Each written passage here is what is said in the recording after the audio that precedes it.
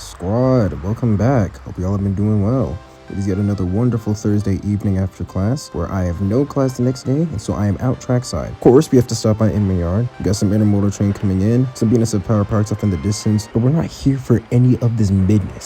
See, here on this channel, we go for the excellent, we go for the top tier.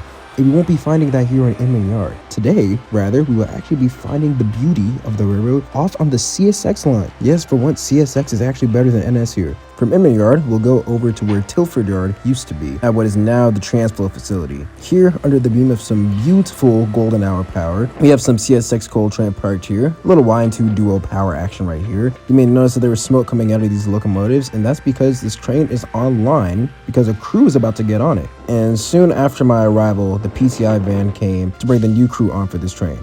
But once again, this is not why we're out here. The reason for our venture out trackside today is actually behind us, and soon comes rounding the curve.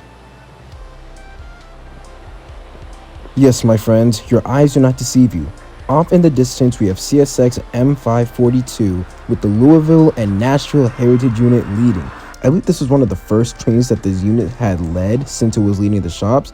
And as you can tell by the paint, I caught this unit when it was brand new with a fresh paint job and before it, derailed. As the PTI van for the coal train behind us goes off into the distance, the LNN Heritage Unit continues to slowly traverse towards us. I will admit, I was getting a lot of mixed information about this unit. It seemed that no one knew when this thing was supposed to be leaving. First I was told 9, then I was told 7:15, but ultimately it ended up leaving within 30 minutes of me getting out of class. Such convenient timing, and in the midst of the beautiful sunset covering the Georgia landscape.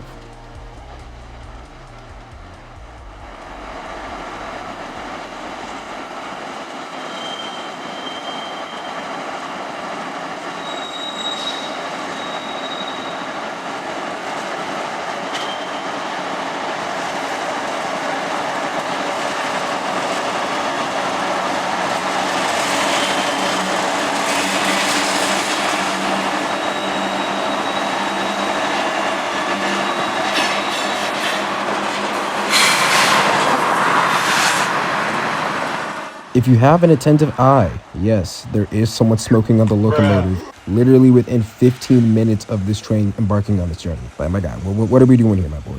I actually had the wonderful pleasure of running into one of my buddies up on this bridge. He had told me that he might pass by this area, but it was nothing confirmed. So it was definitely a nice surprise to see him. And with him being here, the plans for this day changed dramatically. See, there was still some sunlight left.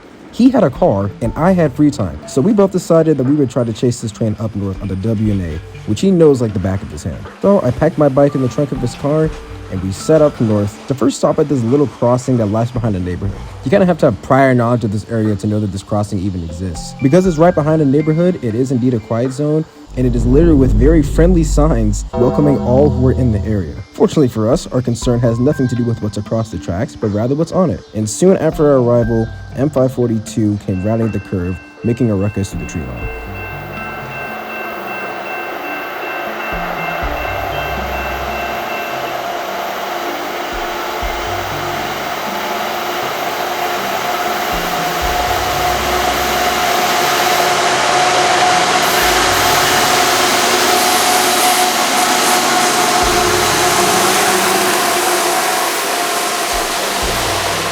With the head end being our concern, the full contest was not something that we cared to see, so we instead elected to continue on to Marietta, Georgia, a vintage city littered with railroad history all over it. We were hoping to get M542 in the last bit of daylight that was left, as the sun was quickly leaving us. Unfortunately for us, M542 ended up stopping just short of our location. So with that, any chance of catching it in daylight ultimately died. The reason it had stopped is because there was actually another manifest that was coming. This is, I believe, CSX M583 blasting through town with a solo Tier 4 G on fire.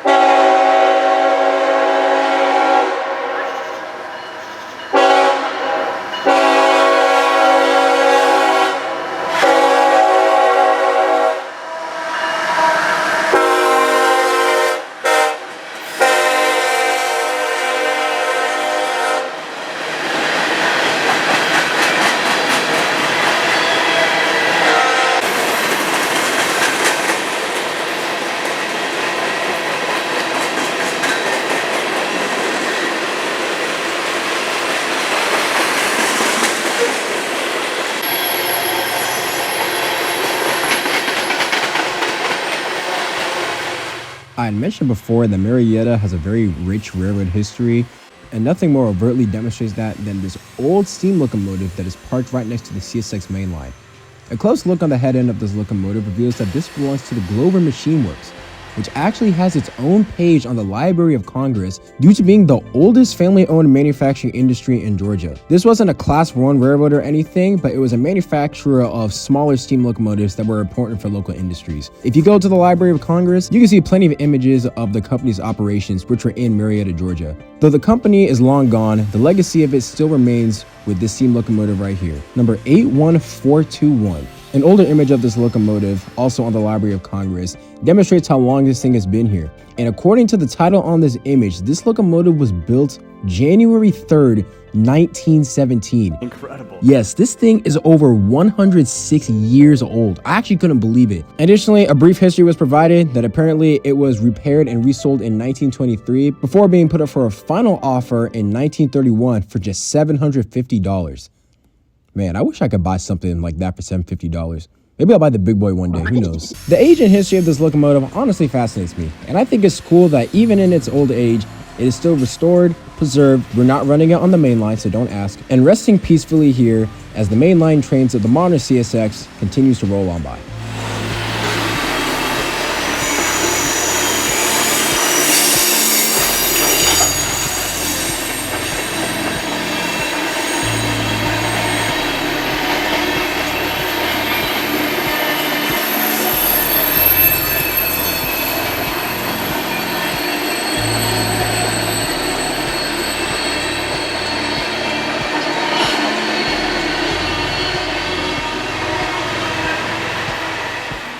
After M583 cleared, I actually ran into two other rail fans. One was someone I had met before. His channel is Atlanta Terminal Productions. Let's try to get this man to 1K. And the other person, excuse me, my friends, he was a straight up foamer. I'm sorry, there's no other word I can use to describe this man. He was a foamer, and his foam was peaked when this train came by, because right after M583 came, M542 with the LNN suddenly activated all the gates. And listen to this man cheesing in the background, my guys.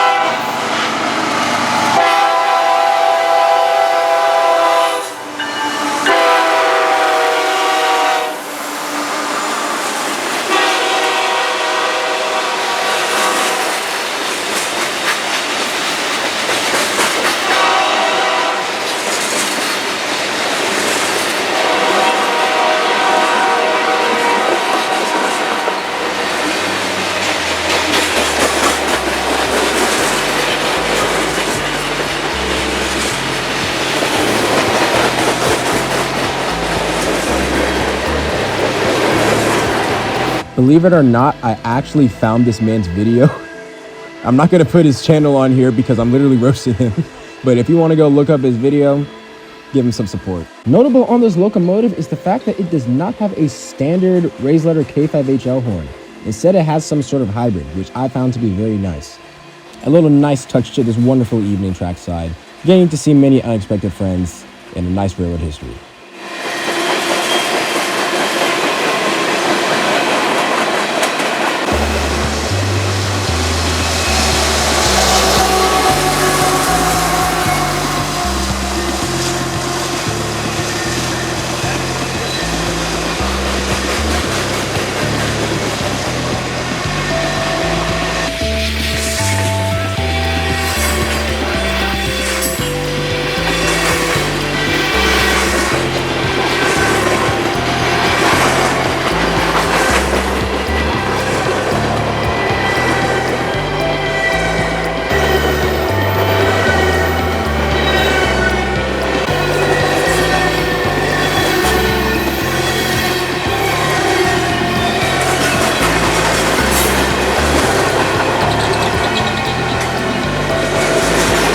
After M542 cleared, there was nothing else coming, and my time trackside was done. To the friend who brought me out, you know who you are. Thank you so much for being so gracious to take me out. It was good seeing you. Y'all go support the boy Atlanta Terminal Productions. I hope you guys enjoyed, and as always, God bless. I will see you soon out on the high island.